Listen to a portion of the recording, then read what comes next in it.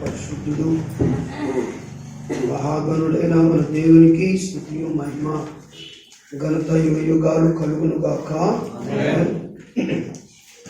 ఈ దినము దైవభక్తిని గురించి కొన్ని సంగతులను మనం ధ్యానించేద్దాం. దైవభక్తి లేకుండా దేవునికి మనం ఇష్టలుగా ఉండలేము. దేవుని నుండి మనం ఏది కూడా పొందుకోలేము. కనుక దైవభక్తి అనేటువంటిది చాలా శ్రేష్టమైనది. ప్రతి ఒక్క దేవుని బిడ్డ భక్తి కలిగి ఉండాలి. భక్తి లేకుండా దేవుని మనం సేవించలేము. భక్తి లేకుండా దేవుని దగ్గర నుండి ఏది పొందలేము. భక్తి లేకుండా మనం చేసేది ఏది కూడా దేవుడు ఇష్టపడడు. కాబట్టి మనకు భక్తి చాలా అవసరం. కనుక భక్తిమంతులుగా మనము ఉండి మన జీవితంలో ఆ ప్రభు యొక్క మేలులను దీవెనలను పొందుకోవాలి. అందుకనే ఇక్కడ పౌలు గారు తిమోతి గారికి రాస్తూ ఒక విషయాన్ని తెలియజేస్తున్నారు. దైవభక్తిని గూర్చిన మర్మము గొప్పదై ఉన్నది అంటారు. ఏంటంట? దైవ భక్తిని గూర్చిన మర్మం, ద సీక్రెట్ ఆఫ్ గాడ్లీనెస్. కాబట్టి దైవభక్తిని గురించిన మర్మము సో గ్రేట్, అది చాలా గొప్పది. కనుక దైవభక్తి యొక్క మర్మం అంటే ఏంటి? సీక్రెట్. కనుక రహస్యముగా ఉంటే ఎవరికి తెలుస్తుంది? ఎవరికి తెలియదు. దైవభక్తిని గూర్చిన మర్మము అంటే దైవభక్తిలో ఉన్న మర్మం ఏంటో మనకు తెలియదు. కనుక ఆ మర్మము ఎంతదంట? చాలా గొప్పది. సో గ్రేట్, అది చాలా గొప్పది. అది కనుక అంత గొప్పదైన దైవభక్తి యొక్క మర్మమును మనం ఏం చేయాలి? తెలుసుకోవాలి. మర్మములు మనకు అర్థం కావు, మర్మములు మనం తెలుసుకోలేము అనేది కాదు. కానీ ఆ మర్మములో ఉన్నదేంటో మనము తెలుసుకుంటే ఆ మర్మములో ఉన్న ఏంటది? గొప్పతనాన్ని. దైవభక్తి ఎలాంటిది? గొప్ప మర్మమై ఉన్నది. కనుక ఆ మర్మం మనం తెలుసుకుంటే ఆ మర్మములో దాగి ఉన్న గొప్పతనాన్ని అంతా కూడా మనం ఏం చేస్తాం? అనుభవిస్తాం. కనుక ఆ మర్మము మనకు తెలియదు ఉంటే ఆ మర్మములో ఉన్న గొప్పతనాన్ని మనం ఏం చేయలేము? అనుభవించలేము. అనుభవించాలన్నా అనుభవించకూడదనే దేవుడు అనుభవించాలి. ఈ దైవభక్తిలో ఉన్న ఆ మర్మము ఎంతది? ఎలాంటిది? గొప్పది. దాన్ని మనం ఏం చేయాలి? అనుభవించాలంటే ఆ మర్మాన్ని మనం తెలుసుకోవాలి. ఆ మర్మము లేక రహస్యములో ఉన్నదేంటో, దాగి ఉన్నదేంటో, ఆ సీక్రెట్ ఏంటో మనం ఏం చేయాలి? తెలుసుకోవాలి. కనుక తెలుసుకోవాలంటే దేవుని యొక్క వాక్యపు వెలుగులో ఈ దినం మనము ధ్యానం చేద్దాం. The great secret of godliness. కనుక దైవభక్తిని గురించిన గొప్ప మర్మం. కాబట్టి దాన్ని మనము తెలుసుకోవాలి. కనుక పౌలు గారు అంటారు 4వ అధ్యాయం 7వ వాక్యంలో, అపవిత్రములైన ముసలమ్మ ముచ్చటలను విసర్జించి దేవభక్తి విషయములో నీకు నీవే సాధకము చేసుకొని ఏం మొదలు పెట్టాలట? ముసలమ్మ ముచ్చట్లను విసర్జించి. పౌలు గారు చెప్తున్నారు తిమోతి గారు, ముసలమ్మ ముచ్చట్లను విసర్జించి. ముసలమ్మ ముచ్చట్లు అంటే వ్యర్థమైన మాటలు, వ్యర్థమైన సంభాషణ, వ్యర్థంగా మాట్లాడుతూ కాలయాపన చేయకుండా ఆ యొక్క కాలాన్ని, ఆ సమయాన్ని గొప్పదైన దైవభక్తిలో ఏం చేయాలి? సాధకం చేయాలి. సాధన చూస్తాం కదా మనం, సాధకం, ప్రాక్టీసు మనం చూస్తూ ఉంటాం. కనుక ఏదైనా ఒకటి మనకు రానిది నేర్చుకోవాలంటే మనకి ఏముండాలి? ప్రాక్టీస్ ఉండాలి, సాధన ఉండాలి, సాధన ఉండాలి. కనుక చాలామంది శరీరము తగ్గడానికి సాధన చేస్తారు, ఎక్సర్సైజ్ చేస్తారు, యోగా చేస్తారు, ఇంకా అనేక రకాలైన ఎక్సర్సైజ్లు చేస్తుంటారు. ఈ సాధన దేనికంటే మేము బరువు తగ్గాలి, మేము లావు తగ్గాలి. కనుక సాధన లేకుండా మనము తగ్గలేం. అలాగనే మనం కొన్నిటిని సాధన చేయాలి. సాధన చేస్తే మనం నేర్చుకుంటాం, లేక తెలుసుకుంటాం. కాబట్టి ఒక పిండి వంట రాదంటే ఏం చేస్తారు? సాధన ప్రాక్టీస్ చేస్తారు.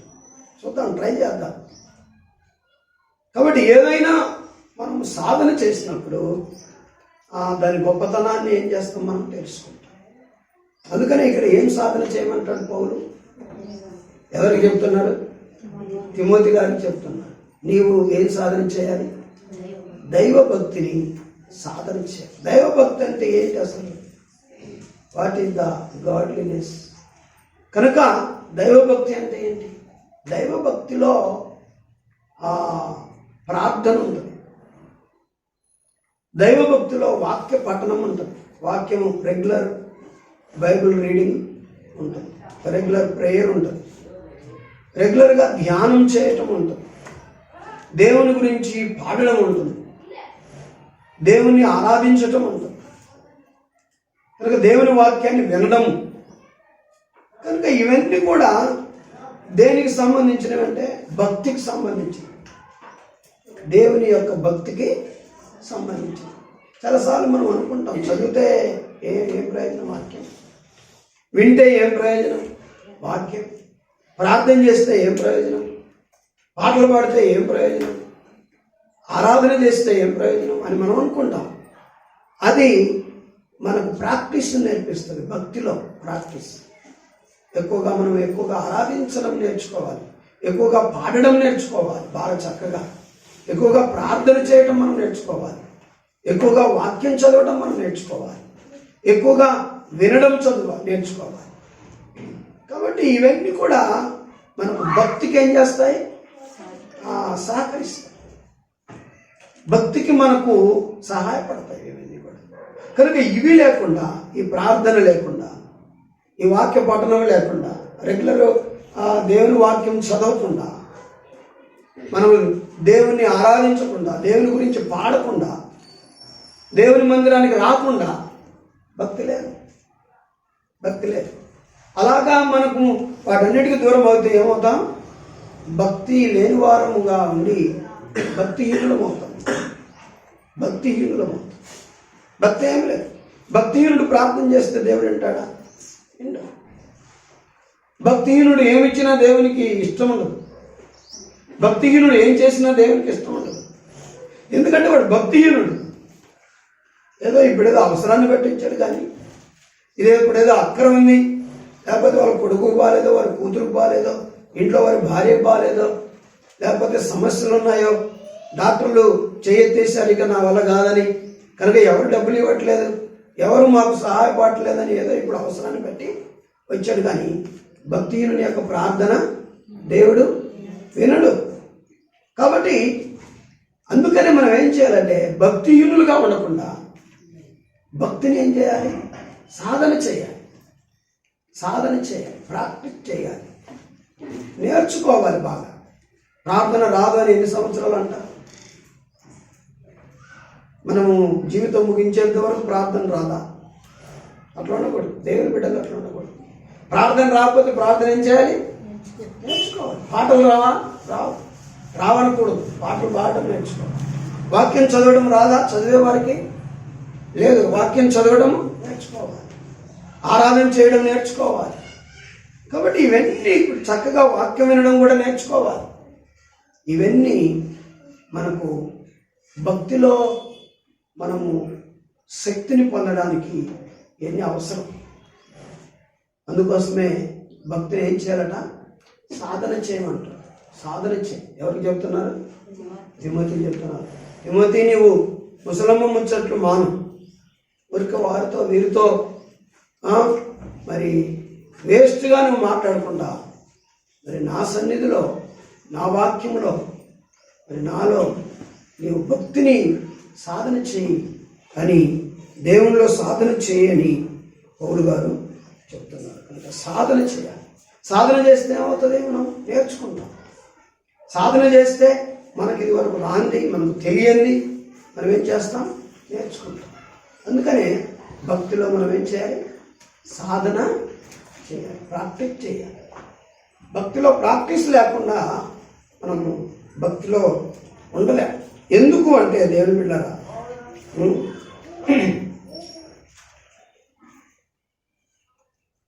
రెండవ తిమోతి పత్రికలో 3వ అధ్యాయము 5వ వాక్యము, పైకి భక్తి కలిగిన వారి వలె ఉండియు దాని శక్తిని ఆశ్రయించిన వారినై యుందురు. ఆశ్రయించని ఏమి ఆశ్రయించని? శక్తిని. దైవ భక్తులో ఏముంది? శక్తి, పవర్ ఉంది. ఆ పవరు ఈ లోక శక్తులకు అన్నిటికి కూడా శక్తి కలిగింది. దైవ భక్తిలో ఉన్న ఆ శక్తి ఏ శక్తి తెలుసా? దేవుని శక్తి. దేవుని శక్తి. నీవు దైవ భక్తిలో ఎంత సాధన చేస్తావో అంతగా దేవుడు నీకేమిస్తాడు? తన శక్తిని ఇస్తాడు. కాబట్టి దైవ భక్తిలో ఏముందట? శక్తి ఉంది. ఆ శక్తిని ఆశ్రయించేవానిగా ఉండాలి. ఆ శక్తిని ఆశ్రయించని వారిగా ఉండకూడదు. కనుక అందుకని మనం ఏం చేయాలి? భక్తిని సాధన చేయాలి. ప్రార్థన సమయం దొరికినప్పుడల్లా ప్రార్థన చేయాలి. సమయం దొరికినప్పుడల్లా వాక్యం చదవాలి. కనుక వాక్యం వినాలి. రెగ్యులర్గా దేవుని మందిరానికి రావాలి. దేవుని కార్యక్రమాలకు మనం తప్పించుకోకూడదు. కనుక ఏ పని దేవుని యొక్క సన్నిధి కంటే గొప్పది కానే కాదు.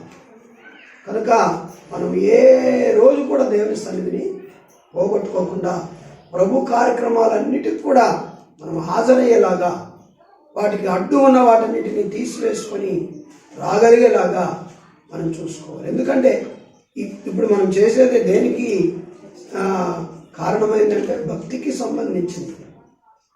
కాబట్టి ఈ ప్రార్థన, మందిరానికి రావటం, ఈ పాటలు పాడటం, ఆరాధన చేయటం, ప్రార్థన చేయటం, వాక్యం వినడం, వాక్యం చదవటం, ఇవన్నీ దేనికి సంబంధించినవి? భక్తికి సంబంధించినవి. కనుక ఈ భక్తిలో ఏముంది? శక్తి ఉంది. కనుక శక్తిని మనం ఏం చేయాలి? ఆశ్రయించాలి. శక్తిని మనం ఆశ్రయించాలి. ఈ భక్తిని మనము సాధన చేసినప్పుడు ఆ భక్తిలో ఉన్న శక్తిని మనము పొందుకుంటాం. ఈ భక్తిని నువ్వు సాధన చేయనప్పుడు ఈ భక్తిలో ఉన్న శక్తిని నువ్వు పొందుకోలేవు. అప్పుడప్పుడు అట్లా అనుకుంటానక్క, అన్నిటికి నువ్వే ఉన్నావు యేసయ్యా అనుకుంటున్నా, అంతే. ప్రార్థన రాదు నాకు. లేదు, రాకుండా ఉండకూడదు. నువ్వు భక్తి ఉండాలి. పాట రాకుండా, ప్రార్థన రాకుండా, ఆరాధన చేయడానికి రాకుండా ఉండకూడదు. నువ్వు భక్తుడు ఏం చేస్తాడంటే టయానికి వస్తాడు. భక్తుడు టయానికి రాదు. ఎందుకంటే నువ్వు టయానికి రాకపోతే ముందు ఎన్నో అయిపోయి ఉంటాయి. ఏమైపోయాయి? ప్రారంభ ప్రార్థన అయిపోయి ఉంటుంది, పాటలు అయిపోయి ఉంటాయి, ఆరాధన అయిపోయి ఉంటాయి. కనుక ఎన్నో నువ్వు పోగొట్టుకొని ఉంటావు. అంత అవసరం కాదు, నేను మందిరానికి పోయి వెళ్ళాలనుకున్నాను, వచ్చాను, అంతే. ఏం దొరికినా దొరకకపోయినా నాకు సంబంధం లేదనుకోకూడదు. మందిరంలో మనము ఈ ఆరాధనలో దేన్ని మనం పోగొట్టుకోము. ఆరాధనలో ఏముంటాయి? ఆరాధనలో ప్రారంభ ప్రార్థన ఉంటుంది, ఆరాధనలో పాటలు ఉంటాయి, ఆరాధనలో ఏముంటుంది? ఆరాధన చేస్తాం దేవునికి. మనం దేవుని వాక్యాన్ని చదువుకుంటాం, దేవుని వాక్యాన్ని ధ్యానం చేస్తాం, కానుకలను అర్పిస్తాం. కాబట్టి సాక్ష్యాలు ఉంటాయి. ఇవన్నీ కూడా ఒక ఆరాధనలో ఉంటాయి. కనుక ఈ ఆరాధనలో ఉన్న ఇవన్నిటిని కూడా మనం ఏం చేయాలి? అన్నిటిలో కూడా పాలుపంపులు పొందాలి. పాటలు పాడగలగాలి, ప్రార్థన చేయగలగాలి, సాక్ష్యం చెప్పగలగాలి దేవుడు మేలు చేసినప్పుడు. కనుక వాక్యం వినాలి.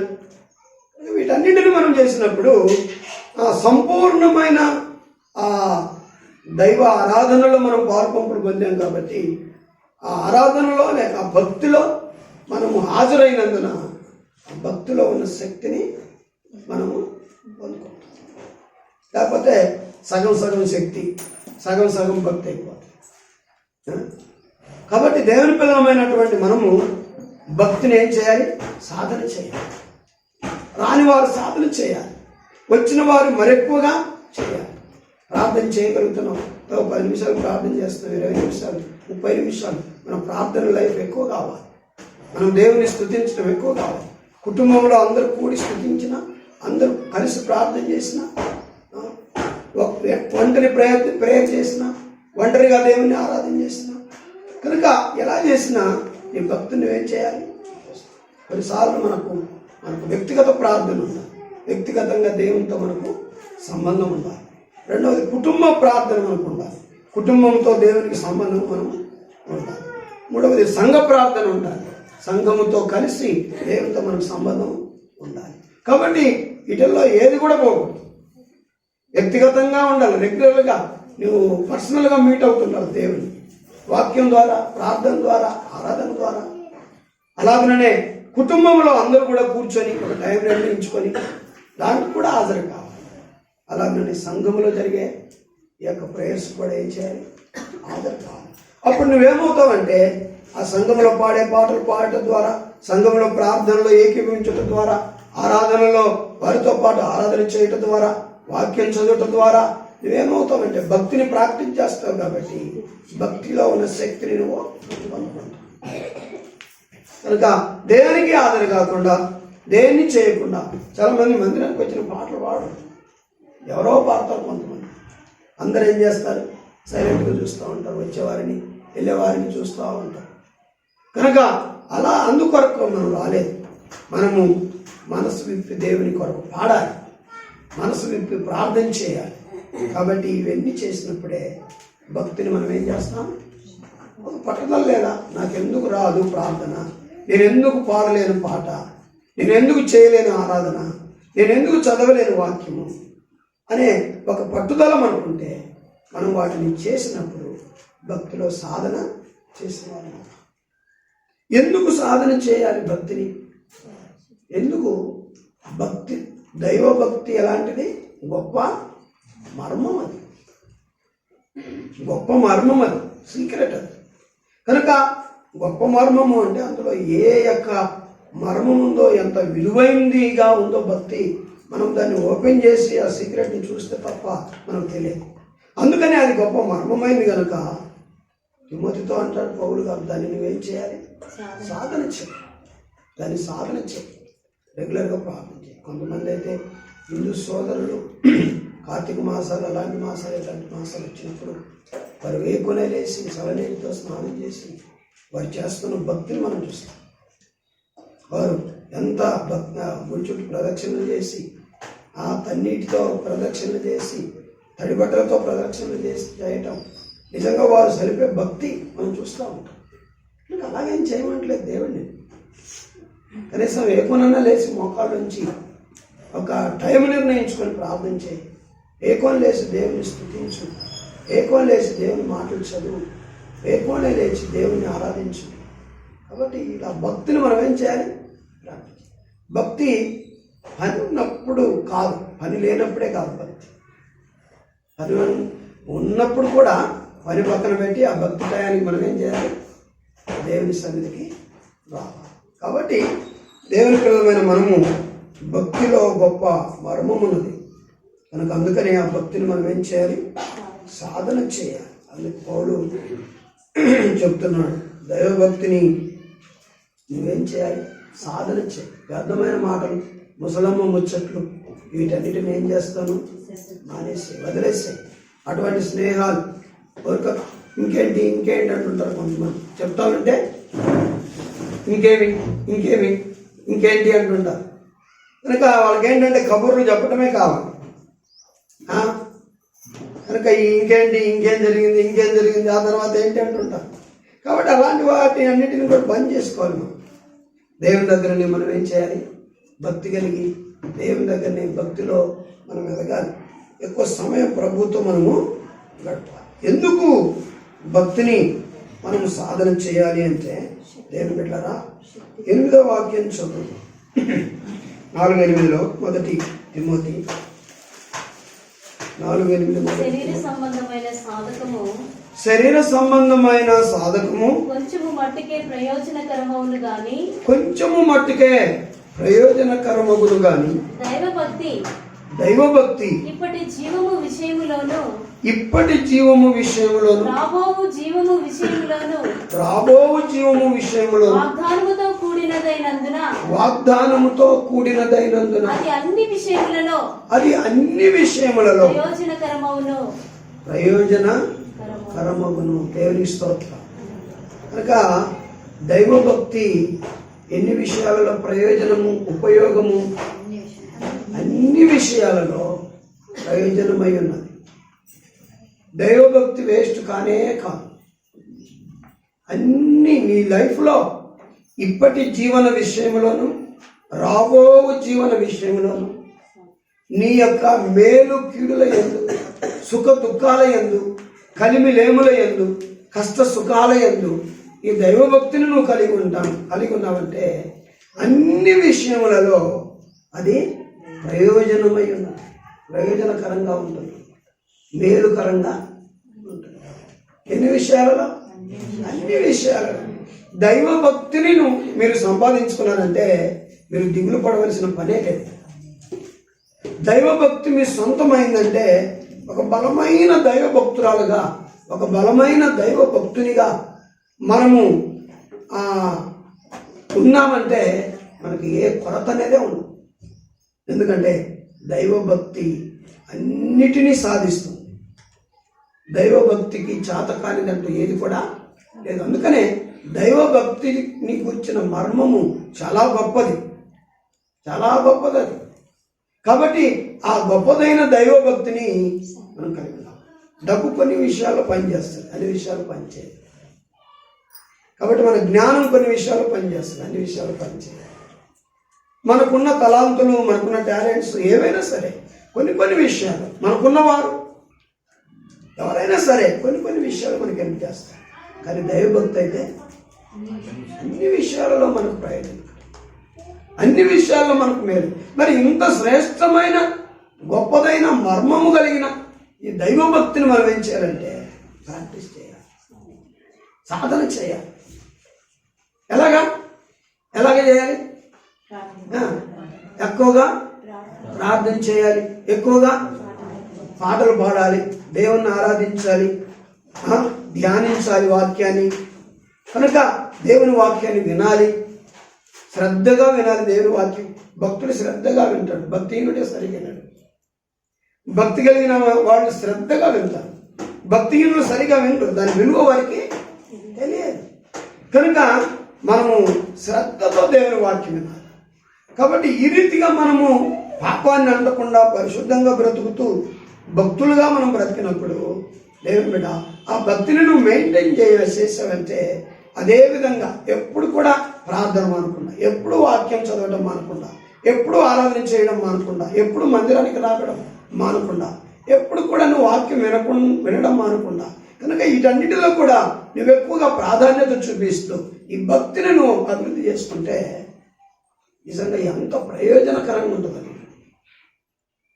నీకు కొరతే ఉండదు, నీకు లోటే ఉండదు. ఈరోజు చాలా లోట్లు ఉన్నాయి కదా, ఇంట్లో చాలా లోట్లు ఉన్నాయి, ఆర్థికంగా ఇబ్బందులు ఉన్నాయి, డబ్బు చాలినంత లేదు, చూసి ఖర్చు పెట్టుకోవాల్సి వస్తుంది. అంత మాత్రమే కాదు, ఇంట్లో అందరూ బాగులేదు, దేవునిలో భక్తులుగా లేరు, వారు దేవునికి వ్యతిరేకంగా బ్రతుకుతున్నారు.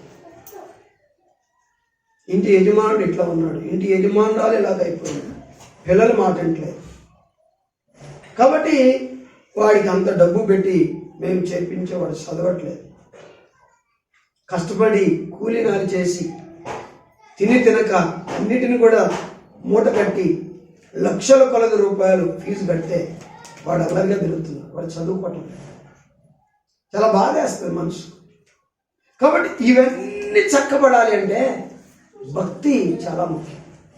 ఇవన్నీ నీ భర్త మారాలి, నీ భార్య మారాలి, నీ పిల్లలు మారాలి, నీ ఇంట్లో ధనం ఉండాలి, నీ ఇంట్లో ఆరోగ్యం ఉండాలి, నీ ఇంట్లో సమస్త దీవెనలు ఉండాలి అంటే భక్తి కలిగి మనము ఉండాలి. భక్తి అన్ని విషయములలో కూడా మేలు, ప్రయోజనము, లాభము.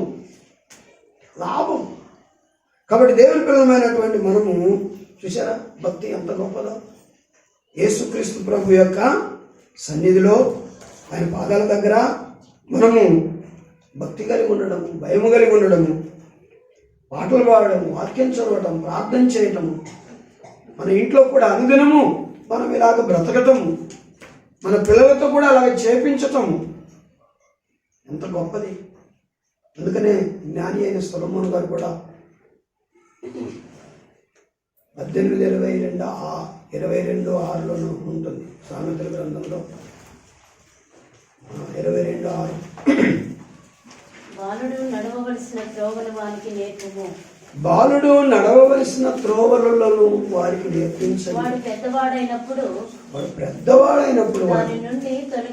దాని నుండి తొలగిపోడు. చూసారా, బాలుడు చిన్న ప్రాయంలోనే వాళ్ళకు మనము భక్తి విషయంలో నేర్పించాలి, భయమును నేర్పించాలి, పాటలను నేర్పించాలి, వాక్యాన్ని నేర్పించాలి. కాబట్టి వాడు పెద్దవాడైనప్పుడు కూడా వాటి నుండి తొలగిపోడు. తల్లిదండ్రులు చేస్తున్న భక్తిని చూస్తూ ఉంటాడు. తల్లిదండ్రులమైన మనం ఏం చేస్తామంటే మన పిల్లలు అదే చేస్తూ ఉంటారు. మనం బైబిల్ పెట్టుకొని కూర్చుంటే వారు బైబిల్ తీసుకుని వస్తారు.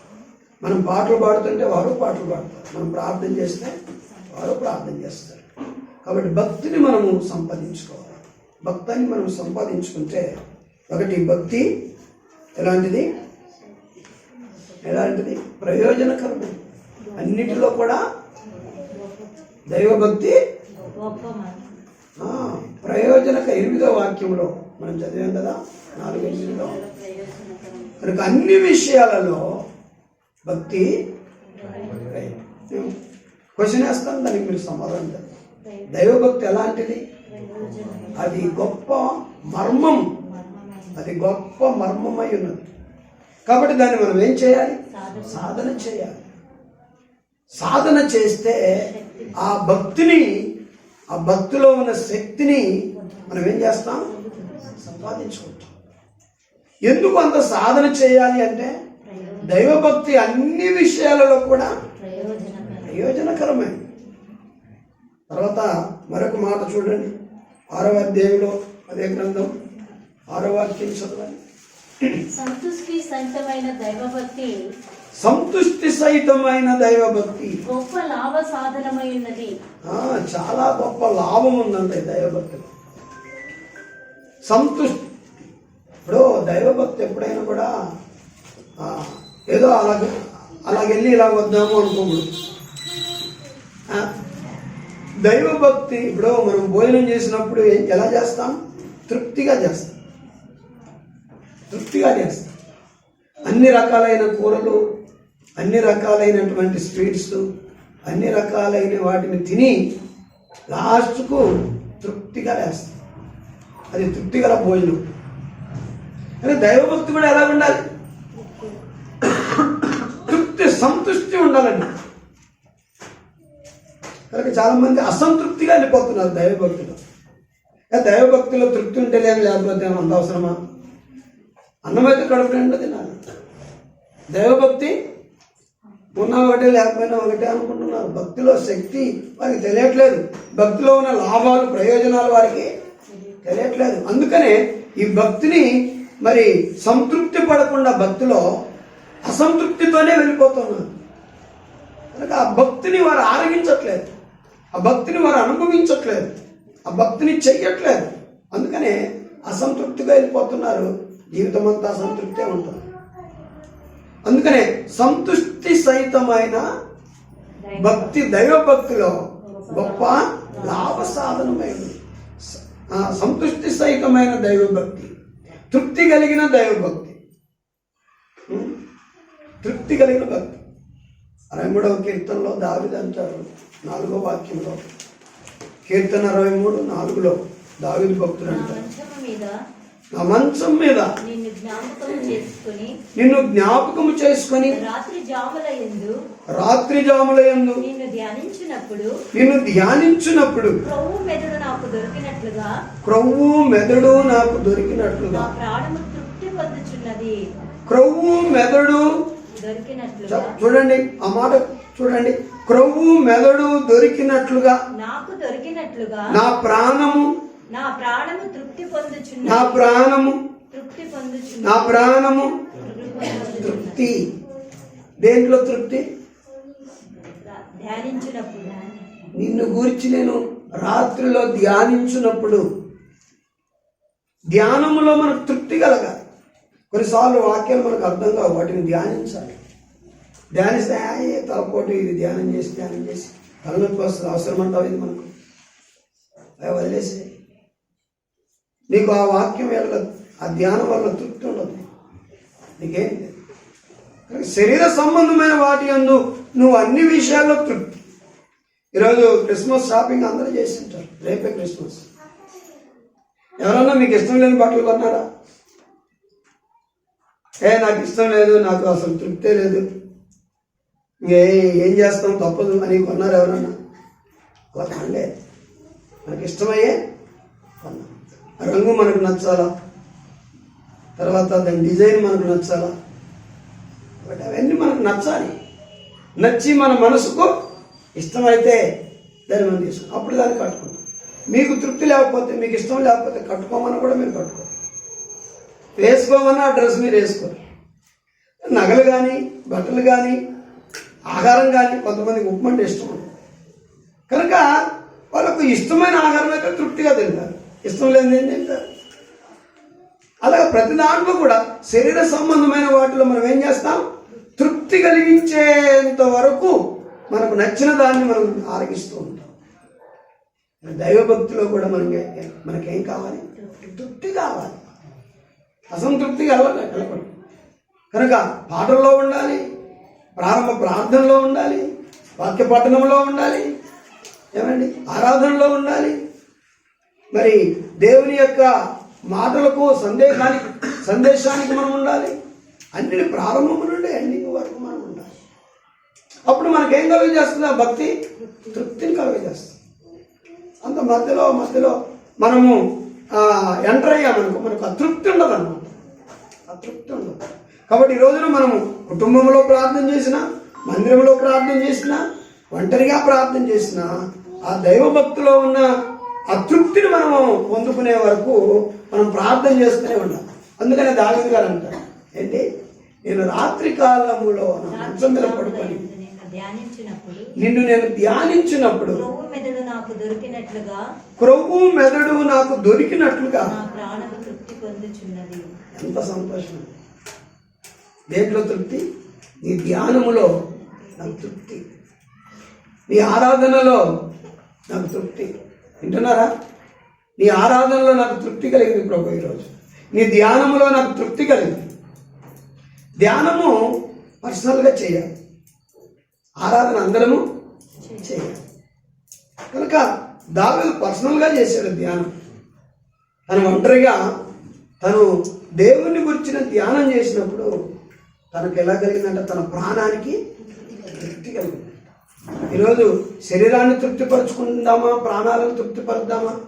ప్రాణమేమో దేవుని మీద ఆశపడి ఉంటుంది, శరీరమేమో తిండి మీద ఆశపడి, సుఖం మీద ఆశపడి. కనుక నాకు మంచిది పెట్టట్లేదు, నాకు మంచిది తొడగట్లేదు, నాకు మంచి నగలు వేయటం లేదు, నాకు సొగసు లేదు అని శరీరం కొట్టుకుంటూ ఉంటుంది. కానీ ఆత్మ దేవుని గురించి ఆశపడుతుంది. అందుకని యేసయ్య అన్నాడు, ఆత్మ సిద్ధమే కానీ ఎప్పుడు spirit is ready to worship God. నా ఆత్మ ఎప్పుడు కూడా సిద్ధంగా ఉంటుంది ఆరాధన చేయడానికి, కానీ శరీరమే బలహీనం, సహకరించదు. కనుక మన దేహం కదిలితే కదా మనలో ఉన్న ఆత్మ కూడా వచ్చేది. కొన్నిసార్లు శరీరానికి ఆత్మకు పోరాటం జరుగుతుంది. మనలో ఉన్న మన శరీరానికి ఆత్మకును. గలతీ పత్రిక చూడండి, గలతీ పత్రికలో భక్తుడైన పౌలు గారు ఇలాగా 5వ అధ్యాయంలో మనము చూస్తాం.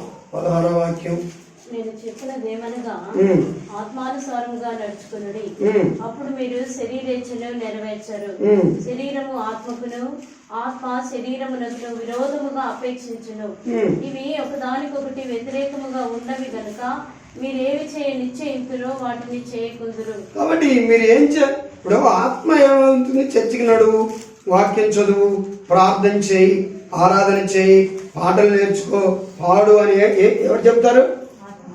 ఆత్మ చెప్తుంది. శరీరం నోరు మూసుకొని పడుకో, ఇప్పుడు దాకా కష్టపడ్డా, ఇప్పుడే తిన్నావు, పడుకో కాసేపు.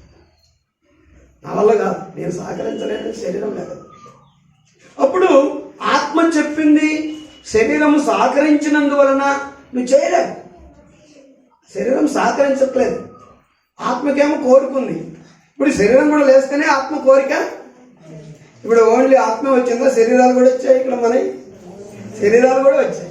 కాబట్టి శరీరం కూడా వచ్చింది కాబట్టి ఆత్మను మనం తృప్తిపరచగలుగుతున్నాం. అందుకనే ఈ ఆత్మ శరీరానికి, శరీరం ఆత్మకును ఒకదానికొకటి ఏముంది? పోరాటం ఉంది, వైరం ఉంది. ఇవి ఒకదానికొకటి పడవు. ఇదేమో లోకానుసారంగా సంతోషించు, ఎంజాయ్ చేయంటారు శరీరం.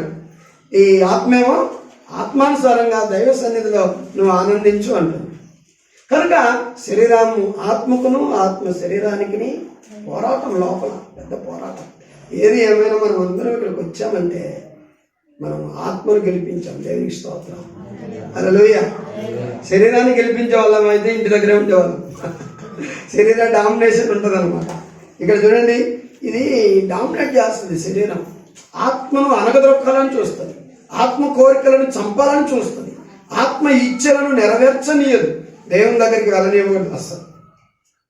ఎక్కువ లేచి ప్రార్థన చేయనిస్తుందని చూడండి, శరీరం చేయలేదు. ఇప్పుడే బాగా నిద్ర వస్తుంది, బ్రతుకప్పుని పడుకోండి, ఇప్పుడే బాగా నిద్ర వస్తుంది. కానీ మనము శరీరము ఆ డామినేట్ని బట్టి ఆత్మ కోరికలు ఏం కావు, నెరవేరాలి. అవన్నీ అణిగిపోతాయి. మనం ఏం చేయాలట? శరీరము ఆత్మకును, ఆత్మ శరీరమునకును ఇవి ఒకదానికొకటి విరోధముగా ఉన్నవి కాబట్టి ఏం చేయాలట? మీరు ఏం చేయాలనుకుంటారో చేయలేరు. కాబట్టి ఏం చేయాలంటే మరి మీరు పరిశుద్ధాత్మ దేవుని చేత నడిపించబడినట్లయితే, మీరు పరిశుద్ధాత్మ చేత నడిపించబడిన వారైతే మీరేం చేస్తారంటే దాన్ని జయిస్తారు. శరీరాన్ని మీరు శరీరేచ్ఛలను ఏం చేస్తారు? మీరు జయిస్తారు. శరీరేచ్ఛలను మీరు జయిస్తారు. కనుక అప్పుడు ఆత్మ కార్యాలను మీరు విరివిగా తృప్తి పడేలాగా మీరు చేస్తారు, లేకపోతే చేయలేరు.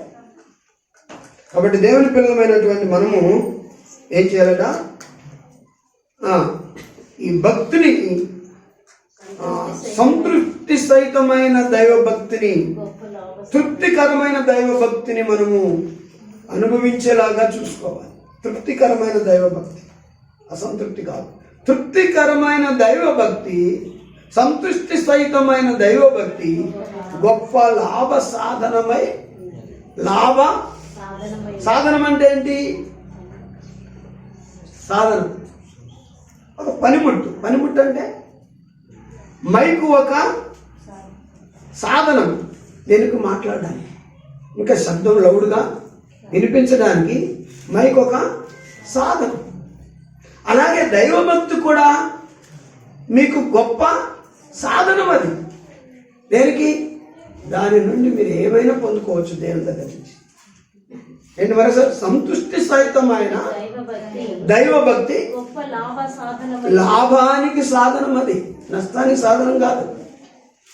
నష్టానికి మీరు బాగా చదవాలి, గొప్ప ప్రయోజకులు కావాలి, స్టేట్ లెవెల్లో రావాలి, లేకపోతే మరి గొప్పగా రావాలి అంటే ఏం చేయాలి? దైవభక్తి లేకుండా రాలేరు. దైవభక్తి ఉండాలి.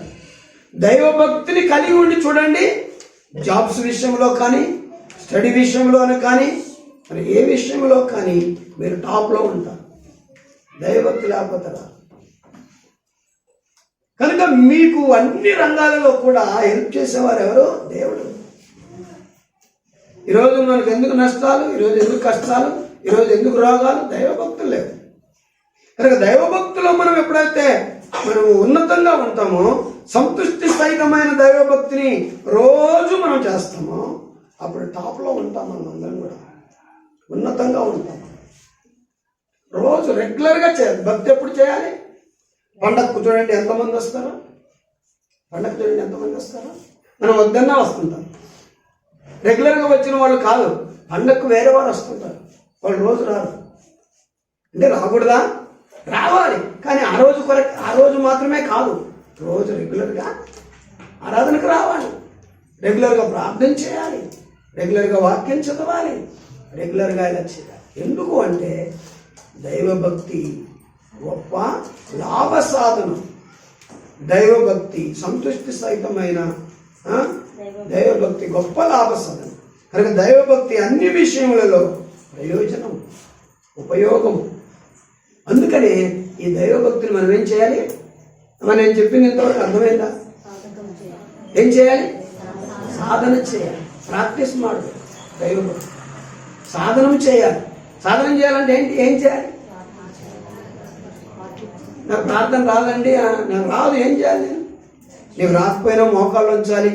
ప్రభువానికి స్తోత్రం, యేసయ్యా నీకు స్తోత్రం, తండ్రి నా ప్రార్థన నేర్పించయ్యా, నేను ప్రార్థనలో బలహీనరాలనైనా అని సాధన చేస్తూ ఉండాలి, ప్రాక్టీస్ చేస్తూ ఉండాలి. నీకు వాక్యం చదవడానికి రాదు, బైబిల్ తెరువు, బలవంతంగానైనా తెరివి ఒక్కొక్క వాక్యం ఒక్కొక్క లైను చదువుకుంటూ ప్రాక్టీస్ చేయి. కనుక నాకు రాదు అని మూల పడేస్తే, నాకు రాదు అని ప్రార్థన మానేసేస్తే, నీవు దైవభక్తిలో ఉన్న ప్రయోజనాన్ని, దైవభక్తిలో ఉన్న లాభాన్ని నువ్వు ఏం చేసుకుంటున్నావు? పోగొట్టుకుంటున్నావు. అందుకని దరిద్రులం అయిపోతున్నాం మనం, అందుకే డల్లుగా ఉంటున్నాం మనం. కనుక దాన్ని ఏం చేయాలంటే సాధన చేయాలి, ప్రాక్టీస్ చేయాలి.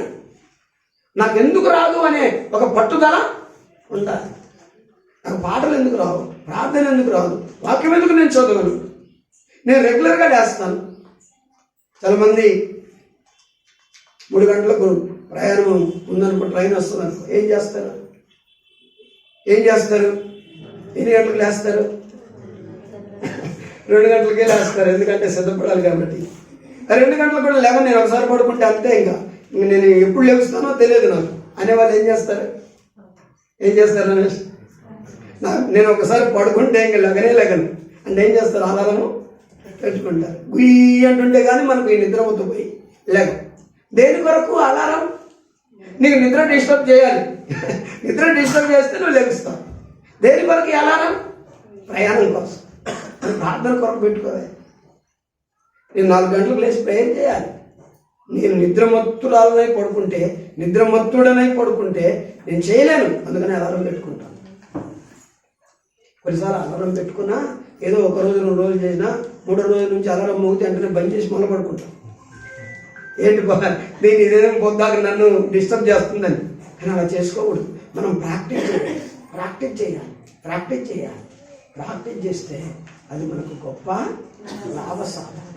రెండవది, ప్రాక్టీస్ చేస్తే అది మనకు అన్ని విషయాల్లో ప్రయోజనం. ఎలా ప్రయోజనమో నేను మీకు కొన్ని మాటలు చెప్తాను. టకటక దేవుని వాక్యాన్ని మనం చూద్దాం. ఆ మర్మము గొప్పది అన్నారు. అది ఎలాగా గొప్పదో, దేనికి మనకు అది ప్రయోజనకరం, లాభకరము అనేది మనం దేవుని యొక్క వాక్యంలో చూద్దాం. 2వ రాజుల గ్రంథాన్ని మీరు తీయండి. రాజుల 2వ గ్రంథము,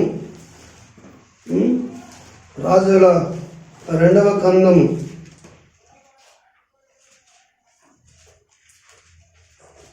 4వ అధ్యాయంలో 8-9 వాక్యాలు మనం చదువుతాం. ఒక దినమందు ఎలీషా షూనేము పట్టణమునకు పోగా అచ్చట గనురాలైన ఒక స్త్రీ భోజనమునకు రమ్మని అతని బలవంతము చేసెను. ఆ ఎలీషా గారిని బలవంతము చేసిందట ఆమె. కనుక అతడు ఆ మార్గమున వచ్చినప్పుడెల్లా ఆమె ఇంట భోజనము చేయుచు వచ్చెను. కాగా ఆమె తన పెనిమిటిని చూచి మన యొద్దకు వచ్చుచూ పోవచ్చున్నవాడు భక్తిగల దైవజనుడని నేను ఎరుగుదును. భక్తిగల దైవజనుడు. ఎవరు చెప్తున్నారు? భక్తి గల దైవజనుని షునేమీరాలు. ఎవరి గురించి చెబుతున్నారు? ఎలీషా గారి గురించి. ఎలీషా ఎవరు? ఒక దైవజనుడు, ఆయన ఒక ప్రవక్త. కాబట్టి ఎలీషాను బాగా చూశారు ఆమె. ఎందుకంటే వారి దగ్గరికి వస్తూ పోతున్నారు. ఎవరింటికి? షునేమీరాలింటికి వస్తూ పోతూ ఉన్నారు కనుక దైవజనుడు వచ్చినప్పుడల్లా వాళ్ళ ఇంట్లో భోజనం చేస్తున్నారు కాబట్టి ఆ దైవజనుడిని బాగా గమనించింది. అతడు ఎలా కూర్చుంటున్నాడు, ఎలా లేస్తున్నాడు, ఎలా పడుకుంటాడు, ఎలా మాట్లాడతాడు, ఎలా చూస్తాడు, తను ఎలా నడక పడక ఎలా ఉంది అన్ని బాగా చూశారు ఆమె. చూసి లాస్ట్ చివరిన తన భర్తతో అంటుంది ఆమె, ఏమండి, మన ఇంటికి వచ్చుచూ పోవచ్చున్న ఆ దైవజనుడు ఎలాంటి వాడు? భక్తి గలవాడండి. దేవి స్తోత్ర. అతడు చాలా అందగాడండి అన్నారా?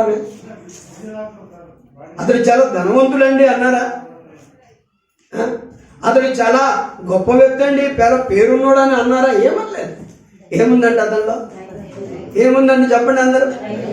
భక్తి ఉందండి, భక్తి ఉంది. ఆ భక్తిని చెప్తున్నాను. అతడు ఎలాంటి వాడు? భక్తి గల దైవజనుడు. భక్తి గల దైవజనుడు. కాబట్టి ఈరోజు కూడా మనకు మనం చెప్పుకోకూడదు, మా అమ్మాయి చాలా భక్తురాలండి, మా అబ్బాయి చాలా భక్తుడండి. నీ కుటుంబం గురించి కాదు చెప్పి మన గురించి వేరే వాళ్ళు చెప్పాలి. నిజంగా అమ్మాయి భక్తురాలు, నిజంగా అతని భక్తుడు అని మనము మన గురించి ఎవరు చెప్పాలి? వేరే వారు చెప్పాలి. ప్రార్థన పరుడు. ఎప్పుడు కూడా తన మాటల్లో కానీ, తన చూపుల్లో కానీ, తన ప్రవర్తనలో కానీ భక్తిహీనుడుగా వ్యవహరించనే లేదు, భక్తునిగా ప్రవర్తించాడు. కాబట్టి పాటలు పాడతాడు, ప్రార్థన చేస్తాడు, దేవుణ్ణి ఆరాధన చేస్తాడు, దేవుని కనపరుస్తాడు. ఆ కుటుంబం చాలా భక్తిగల కుటుంబం. ఆ వ్యక్తి చాలా భక్తి కలిగిన వ్యక్తి, ఆమె చాలా భక్తి పరురాలు అని మన గురించి ఇతరులు చెప్పాలి. చెప్పనప్పుడు ఎందుకండి మనకి ఈ క్రైస్తవ జీవితం అవసరమా? నటించడానికి మనం వస్తామా? అవసరం లేదు. నేను ఒక దైవజనుడినే, కానీ భక్తిహీనుడిని అయితే ఎందుకు? నాకు అవసరం లేదు. మనమందరం కూడా దేవుని పిల్లలమే. భక్తిహీనులమైతే మనకి ఎందుకు ఈ భక్తి? భక్తిహీనులుగా బ్రతకటం దేవుడికి ఇష్టం ఉండదండి. మనం భక్తులుగా బ్రతకాలి. మనల్ని చూసిన వారందరూ కూడా ఏమనాలి? నిజంగా ఇతడు ఏమనాలి? నిజంగా ఇతడు భక్తి గల దైవజనుడు. భక్తి కలిగిన కుటుంబం ఇది. భక్తి కలిగిన భర్త, భక్తి కలిగిన భార్య, భక్తి కలిగిన పిల్లలు. ఆ రీతిగా పెంచాలి. లేకపోతే అవసరం లేదు, దేవునికి అవసరం లేదు. భక్తి లేని నీ పాటలు, భక్తి లేని నా ప్రార్థన, భక్తి లేని నా వాక్యం అవసరం లేదు. ఆయన అవసరం లేదు. వాడుకుంటాడు. మనం యూజ్ అండ్ త్రో ఉంటుంది కదా, కొన్ని ప్లేట్లు, గ్లాసులు, అలాగే వాడుకుంటాము, పడేసేస్తాం. కాబట్టి ఆయన కూడా వాడుకుంటాడు, పడేస్తాడు. నీ ఆశయాలు ఏమి తీరవన్నమాట, వేస్ట్. నాకు అలా ఉండకూడదు. ప్రభు మిమ్మల్ని నన్ను ఎలా ఉండాలంటున్నానంటే, మీరు భక్తి కలిగిన నా పిల్లలుగా ఉండాలి. దేవుని స్తోత్రం. ఈరోజు దేవుని పిల్లలమైన మనము భక్తి కలిగిన పిల్లలుగా ఉండాలి. ఎందుకంటే భక్తిలో శక్తి ఉంది. భక్తి అన్ని విషయాల్లో కూడా ప్రయోజనమైనది. భక్తి గొప్ప లాభ సాధనం. అందుకనే ఈ భక్తిని మనము కలిగి ఉండాలి. కనుక ఈ ఎలీషా గారి గురించి, ఈ దైవజనుని గురించి ఆ అన్యురాలు ఆమె చెప్పారు. ఆమె అన్యురాలే, ఆమె ఇశ్రాయేలీయురాలు కాదు. ఆమె దేవుని యందు భక్తి కలిగినటువంటి వాడు కాదా. కనుక ఆమె అన్నారంటే షూనేమీరాలు, అమ్మా అయ్యా, ఏమండి, మన ఇంటికి వచ్చుచూ పోవచ్చున్నటువంటి దైవజనుడు భక్తి కలిగిన దైవజనుడు. కాబట్టి భక్తి కలిగిన వాడికి కొరత ఉండదండి. భక్తి కలిగిన వాడికి కొరత.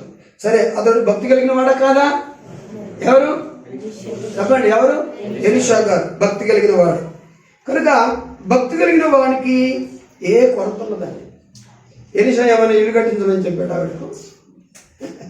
ఆ షూనేమీరాలకు, నేను వచ్చినప్పుడల్లా నాకు ఉండడానికి నాకు ప్రత్యేకంగా రూమ్ కావాలమ్మా అని చెప్పాడా?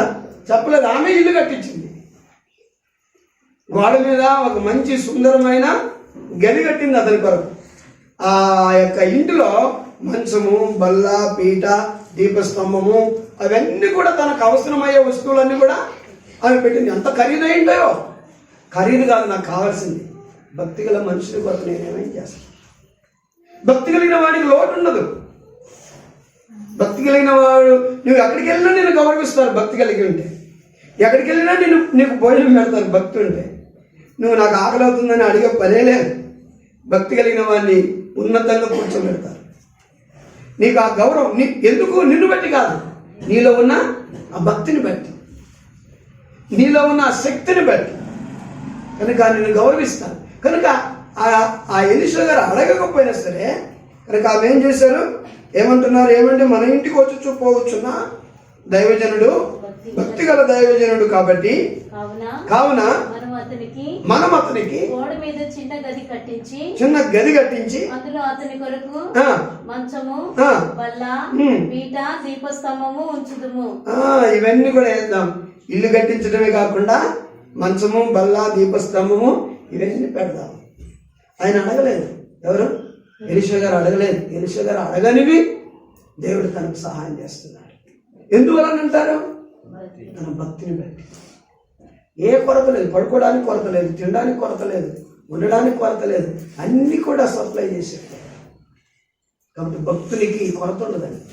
దేవునికి స్తోత్ర. భక్తిహీనునికి అన్ని కొరతలే. అడిగితే కూడా ఇవ్వరు. కనుక కానుకలను దశమ భాగములను మనం అడిగి తీసుకోకూడదు. మీరు దశమ భాగం కొంతమంది ఇచ్చి కొన్ని చర్చలు ఉన్నాయి బల్లారులో. దశమ భాగం నువ్వు ఇవ్వకపోతే నీకు బల్లారాధన ఇవ్వరు వాళ్ళు. కొన్ని చర్చలు ఉన్నాయి.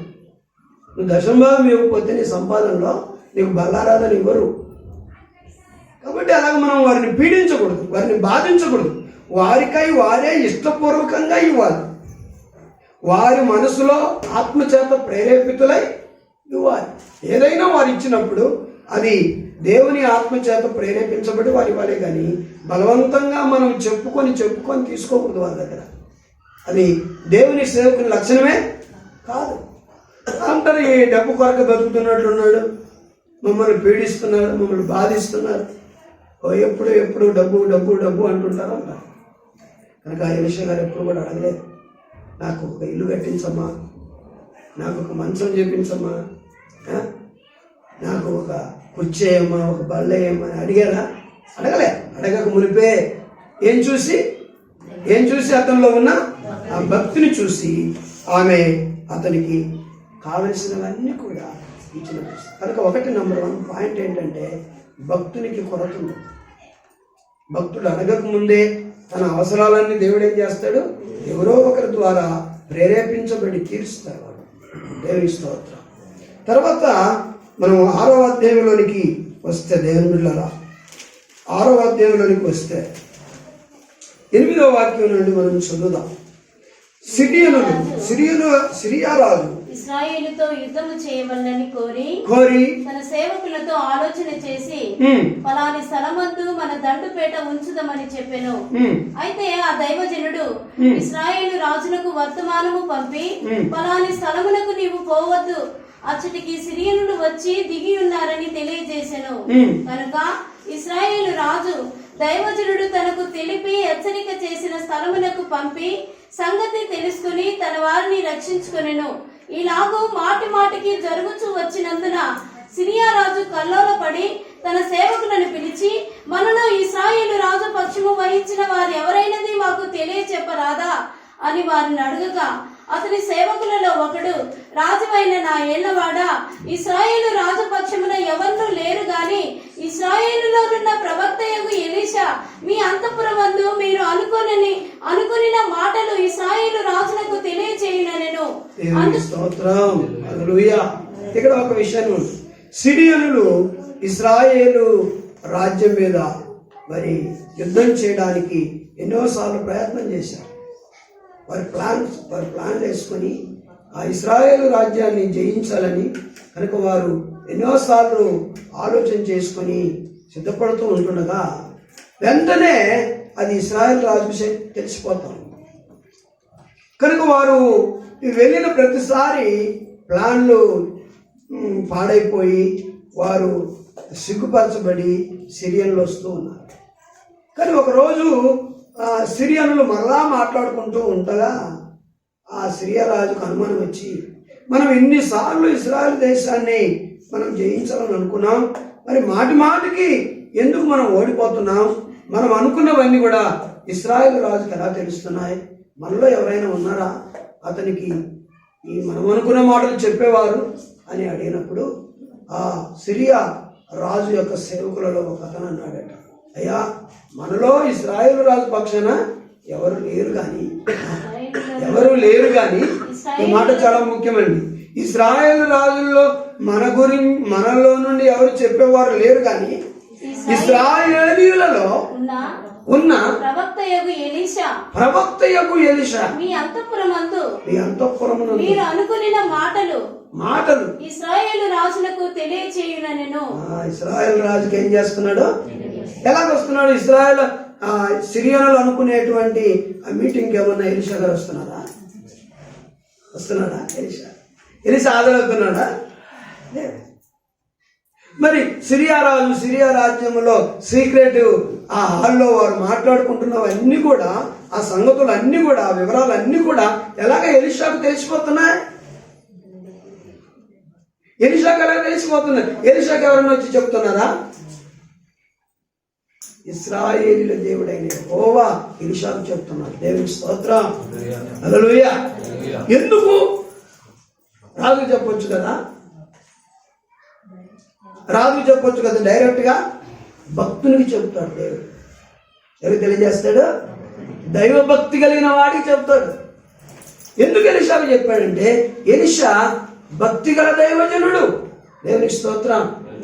భక్తి కలిగిన దైవజనులకు, భక్తి కలిగిన దేవుని పిల్లలకు జరగబోయేవి ముందుగానే దేవుడు ఏం చేస్తాడు? తెలియజేస్తాడు. రెండో లాభం, మనకే కొరత ఉండదు. ఎలీషాకు గోడ మీద ఇల్లు కట్టించింది భక్తుడు కాబట్టి, కావలసినవన్నీ వేశారు.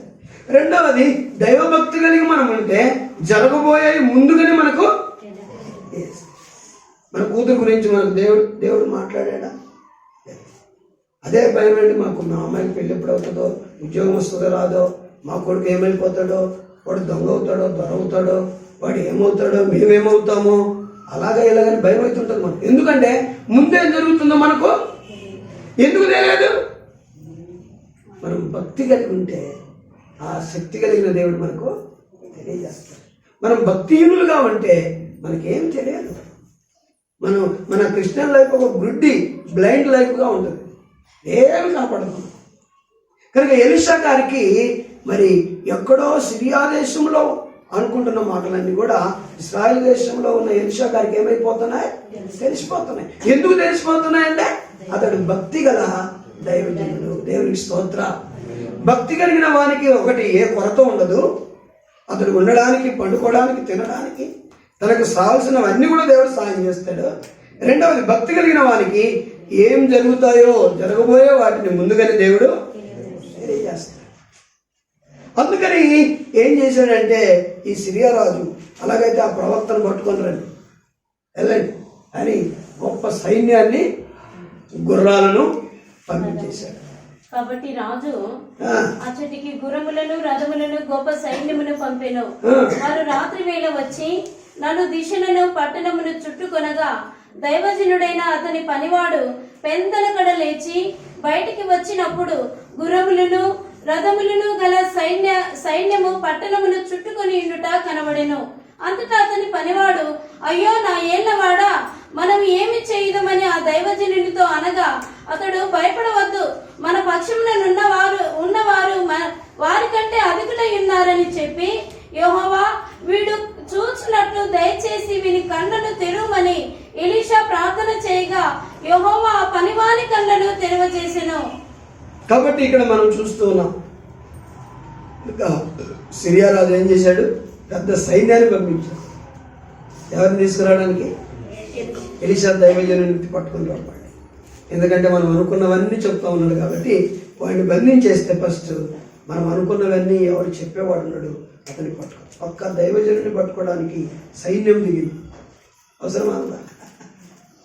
సైన్యం, గుర్రాలు, రథాలు, రౌతులు, సైనికులు, వేల మంది దిగారు. కానీ మూడవది భక్తునికి భయం ఉండదండి. ఏముండదు, భయం ఉండదు. ఎంత సైన్యము తన కొరకు దిగిన, ఎంతమంది తనను చుట్టుముట్టినా ముట్టడించినా, ఎందరూ తనకు హాని చేయడానికి వచ్చినా భక్తుడేమోడు భయపడు. ఎందుకంటే భక్తి అలాంటిది. నేను నోరు తెలిసి ఒక్క మాట దేవునికి చెప్పానంటే అందరూ నాశనం అవుతారు. ఆ భక్తిని సంపాదించుకున్నాడు, ఆ భక్తిని సాధన చేశాడు, ఆ భక్తిని కలిగి ఉన్నాడు. అందుకని భక్తునికి ఆపద గురించి భయము లేదు, మరణం ప్రాణం పోతుందన్న భయము లేదు. కనుక భక్తునికి భయం ఉండదు. అది మూడవది. ఒకటి, భక్తునికి సమృద్ధిగా అన్ని దేవుడు సప్లై చేస్తాడు. భక్తునికి దేవుడు జరగబోయేవన్నీ తెలియజేస్తాడు. మూడవది, భక్తునికి భయం ఉండదు. భక్తుడు దేనికి భయపడు? ఈ లోకంలో ఉన్న ఎవరికి భయపడు? భక్తుడు దేవునికి మాత్రమే భయపడతాడు. కనుక ఆ యొక్క పనివాడైతే ఆ సైన్యాన్ని చూసి భయపడుతూ పరిగెత్తుకొని వచ్చి, అయ్యో నా ఏలినవాడా, ఇంకేముంది, సిరియనులు మన చుట్టూ ఉన్నారు, మనల్ని ముట్టడి వేశారు, మన ప్రాణం పోయినట్లే, ఇక మనం చనిపోయినట్లే అని వాడు కలవరపడుతున్నాడు. కానీ ఎలీషా భయపడ్డా? ఎలీషా భయపడలేదు. ఎలీషా ఎలా ఉన్నాడు? సింహం వలె ధైర్యంగా ఉన్నాడు. సింహం వలె ధైర్యంగా ఉన్నాడు. నీ భక్తి నిన్ను ధైర్యంగా ఉంచుతుంది. నీ భక్తి నిన్ను కదలకుండా ఉంచుతుంది. నీ భక్తి నిన్ను బలంగా ఉంచుతుంది. నువ్వు భక్తిహీనుడు అయితే అన్నిటికీ భయపడుతుంటావు. భక్తుడు ఎప్పుడు కూడా భయపడు. దేవుడు నీకు జాబ్ కావాలా, దేవుడు సహాయం చేస్తాడు. నీకు చదువులో పాస్ అవ్వాలా, దేవుడు చూసుకుంటాడు. నీ ఆర్థిక వనరులా దేవుడు చూసుకుంటాడు. నీకు బట్టలు కావాలా, దేవుడు చూసుకుంటాడు. నీకేం కావాలా అవన్నీ దేవుడు చూసుకుంటాడు భక్తునికి. కనుక భక్తునికి, భక్తురాలకు భయమే ఉండదు. మా అమ్మ ఏం చేస్తారు, మా అమ్మ కూలికి వెళ్తారు, మా నాన్న కూలికి వెళ్తారు, వాడి డబ్బు మాకు సరిపోదు, నా పిల్లల్ని ఎట్లా చదవాలి, ఎక్కువ డబ్బులతోని తల్లిదండ్రులకు చింత ఉండదు. భక్తి కలిగి మనం ఉంటే అన్ని మన అవసరాలన్నీ దేవుడు తెలుస్తాడు. దేవునికి స్తోత్రం. కాబట్టి భక్తులు చాలా శక్తి ఉంది. కనుక ఈ యొక్క దైవజనుడు భయపడకుండా, శ్రమలలో భయపడకుండా, ఆపదల్లో భయపడకుండా, ఎన్ని విపత్తులు వచ్చినా భయపడకుండా ధైర్యంగా ఉన్నట్లుగా మనం చూస్తాం. కనుక ఎలీషా యొక్క దాసుడు భయపడ్డాడు, కానీ ఎలీషా గారు భయపడలేదు. అది మూడవది. నాలుగవది, భక్తుల్ని దేవుడు కాపాడుకుంటాడు. భక్తుడు నేను ఎట్లా, నన్ను ఎవరు పట్టించుకుంటారు, నన్ను ఎవరు ప్రొటెక్ట్ చేస్తారు, నన్ను ఎవరు ఆదుకుంటారు అని భక్తునికి చింత ఉండదు, భయపడు. కానీ భయపడకపోయినా తనను కాపాడుకునే బాధ్యత ఎవరిది? దేవుని. దేవుని స్తోత్ర. ప్రొటెక్షన్ ఉంటుంది, దైవ ప్రొటెక్షన్ ఉంటుంది. దేవుడు తన సైన్యంతో ప్రొటెక్ట్ చేస్తాడు భక్తుని.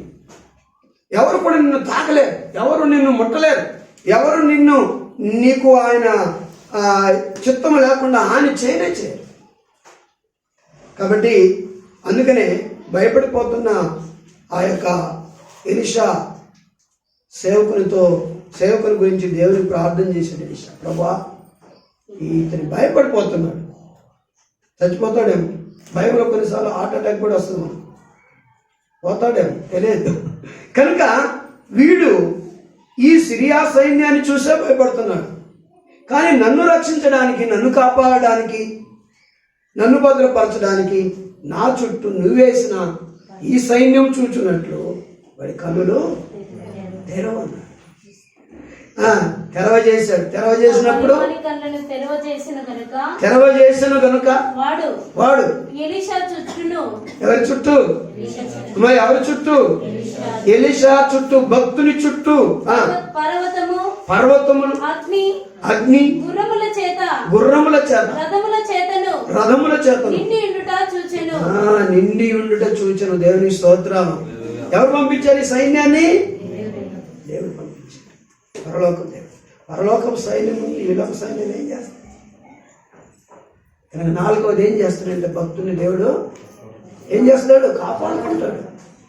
నీకు ఏ భయం అవసరం లేదు. కరోనా వైరస్ భయం అవసరం లేదు, ఇంకా ఏ భయం అవసరం లేదు.